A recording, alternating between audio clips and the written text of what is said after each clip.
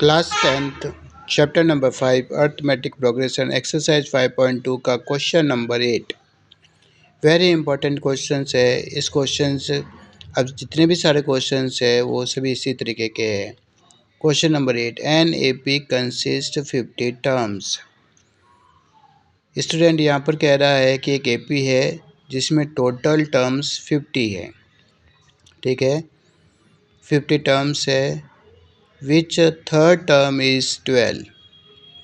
तीसरी जो टर्म है वो 12 है। कहने का मतलब एक एपी है जिसमें टोटल नंबर 50 है, थर्ड नंबर 12 है, थर्ड नंबर वाला 12 दे रहा है एंड लास्ट टर्म इज़ 106 और उस एपी का जो लास्ट नंबर हमें दे रहा है 106। ठीक है ना, और फाइंड करनी है 29th टर्म। तो स्टूडेंट यहाँ पर ये कह रहा है कि एक एपी है जिसके अंदर टोटल नंबर 50 है, थर्ड टर्म 12 है, लास्ट नंबर 106 है और मैं 25 टर्म निकाल ली। तो 50 टर्म का मतलब n की वैल्यू हमें पता चल गई है। यहाँ पर 50 है, n यहाँ पर 50 है। ठीक है ना। अब कह रहा है third term is 12। Third term मतलब A3 इक्वल्स टू 12। A3 का फार्मूला क्या होगा, A+2D इक्वल्स टू 12। इसका मतलब हमें थर्ड नंबर दे रहा है जिसको हमने A+2D के इक्वल किया है। लास्ट टर्म को An कहते हैं और यहाँ पर An की जो वैल्यू है वो 106 है, तो An इक्वल्स टू होगा 106। An का फार्मूला होता है A+n-1 D इक्वल्स टू 106। इसको इक्वेशन नंबर सेकंड कहेंगे। 29th टर्म हमें फाइंड करनी है।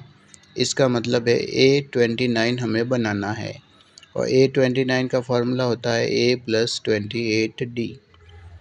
तो यहाँ पर हमें एक एपी दे रहा है, थर्ड नंबर दे रहा है, उसका लास्ट नंबर दे रहा है, टोटल नंबर दे रहे हैं और 29th टर्म निकालना है। तो सबसे पहले हमें ए और डी की वैल्यू हमें फाइंड करनी है।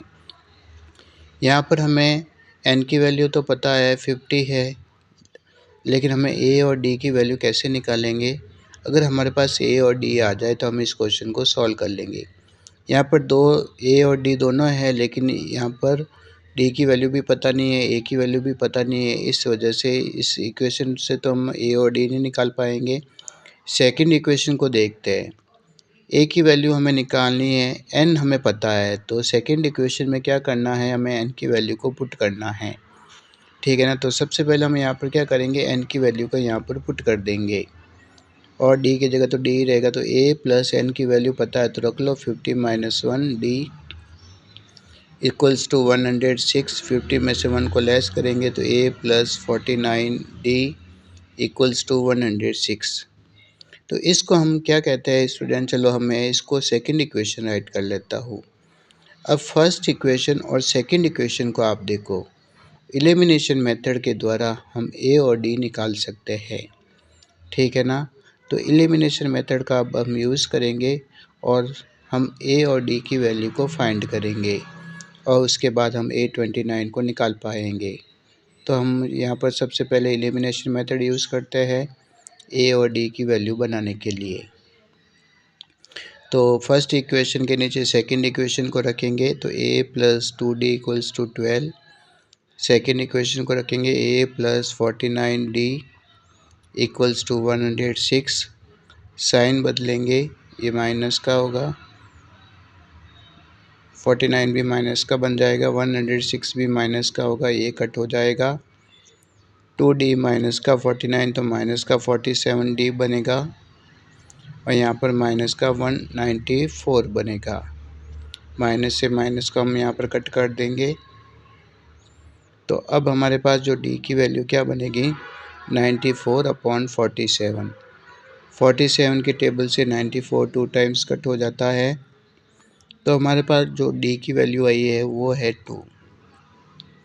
अब D की वैल्यू को इक्वेशन नंबर फर्स्ट में हम पुट करते हैं और A की वैल्यू को हम फाइंड करेंगे। तो D की वैल्यू को पुट करते हैं इक्वेशन नंबर फर्स्ट में, तो A+2 × 2 इक्वल्स टू 12 मल्टीप्लाई होगा A+4 इक्वल्स टू 12 ट्रांसपोजिशन से 4 को राइट हैंड साइड में लाना है, तो a इक्वल्स टू 12 माइनस 4, तो a की वैल्यू हमें मिलेगी 8। तो इस तरीके से हमने a और d की वैल्यू को फाइंड किया है। अब हम 29th टर्म फाइंड करेंगे। a29 फार्मूला होगा a प्लस 28d। a की वैल्यू पुट करेंगे 8 प्लस 28 और d की जगह पर हम पुट करेंगे 2।